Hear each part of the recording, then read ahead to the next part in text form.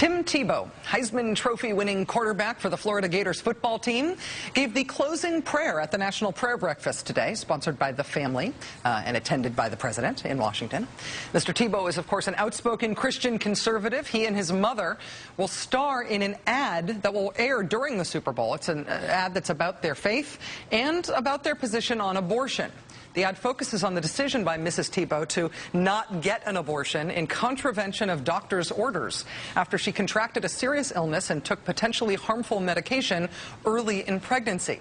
Mrs. Tebow got very lucky. She survived the dangerous pregnancy, and the baby she bore grew up, of course, to be her famous son, Tim.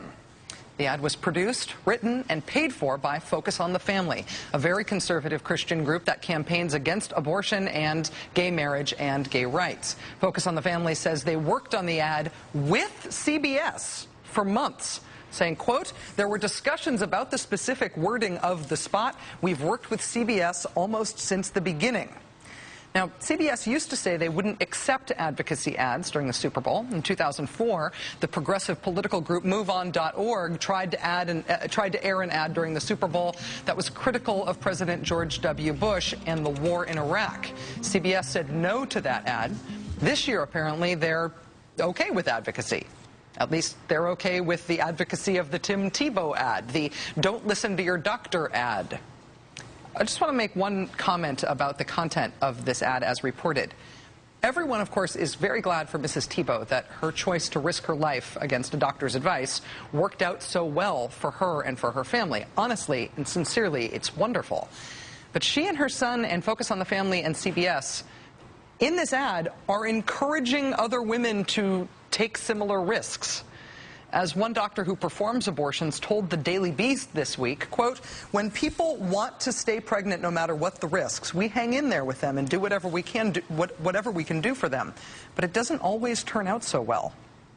This week, Planned Parenthood released a web ad in response to the Tebow ad.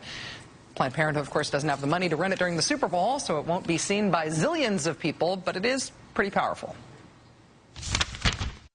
I'm Sean James. I'm a former college and professional football player. I'm Al Joyner. I won the Olympic gold medal in the triple jump. I love my family and I love sports. And Super Bowl weekend is a perfect time to honor both sports and family. There's a lot of talk leading up to the Super Bowl about an ad focused on sports and family. The ad features a great football player, Tim Tebow, and his loving mother discussing a difficult medical decision she made for her family. I respect and honor Mrs. Tebow's decision. I want my daughter to live in a world where everyone's decisions are respected. My mom showed me that women are strong and wise. She taught me that only women can make the best decisions about their health and their future.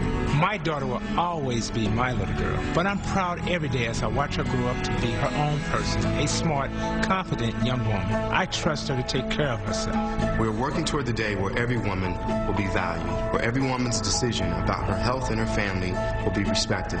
We celebrate families by supporting our mothers, by supporting our daughters, by trusting women.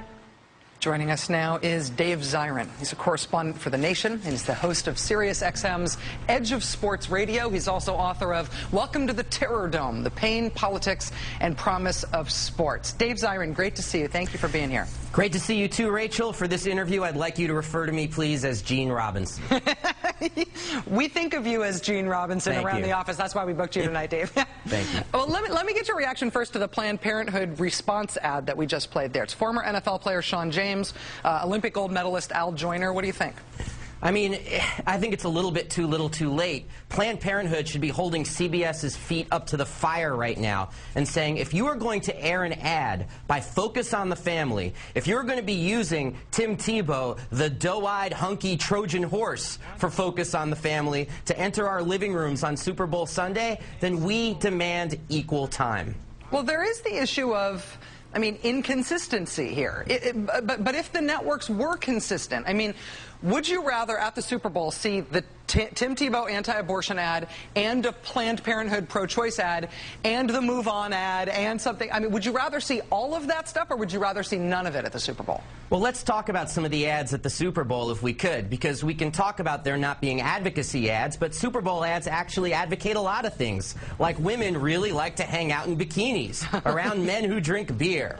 That's an advocacy ad. Not to mention the fact that the Super Bowl is the #1 day for the Pentagon and the armed forces to get out there in all their glory. Let's remember David Petraeus flipped the coin last year at the Super Bowl. So if we're going to have this kind of advocacy, the pro-bikini or pro-armed forces advocacy, then I think, yeah, we should throw the doors open. And CBS has been profoundly contemptible, I would argue. I know President Obama said we needed to have more civility in our discourse, but hell no. This ad is ridiculous, and it should not be on Super Bowl Sunday without some sort of response. Well, it does seem important to me that there's an admission that CBS was involved in the formation of the exact language in the ad. And I don't mean to make too much of an ad that we've only heard reported and seen scripts of and we haven't actually seen the tape of yet, but wouldn't you think they'd be risk-averse enough that there'd be like a medical disclaimer or something on an ad that says essentially ignore doctor's advice? Yeah, one would think so, and I don't know if CBS wants to rename itself or rebrand itself the conservative broadcasting system or what, but I have to think that somewhere Walter Cronkite and Edward R. Murrow are just looking at this and shaking their heads and saying, where has CBS gone that they're going to air a Focus on the Family ad that they co-wrote on Super Bowl Sunday? In sports terms, Dave, Tim Tebow's future in the NFL is uncertain. It's one of the interesting things about his career.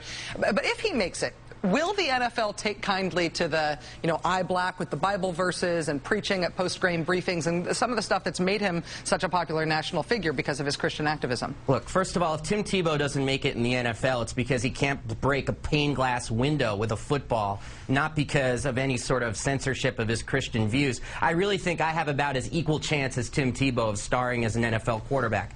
And that's an unbiased view, just as a sports guy, I promise you. That being said, look, most NFL owners are roughly to the right of Attila the Hun. And Genghis Khan would look at NFL owners like, wow, you guys are crazy. So the idea that Tim Tebow would have any trouble is ridiculous. Organizations like Athletes in Action, Fellowship for Christian Athletes are in every NFL locker room. He would do just fine. Dave Zirin, correspondent for The Nation, host of Edge of Sports Radio on satellite. Thanks very much for your time. Enjoy the Super Bowl bikini and anti-abortion ads this year. Hey, go Saints. That's all I have to say. Who dat? Who dat? Thanks, Dave.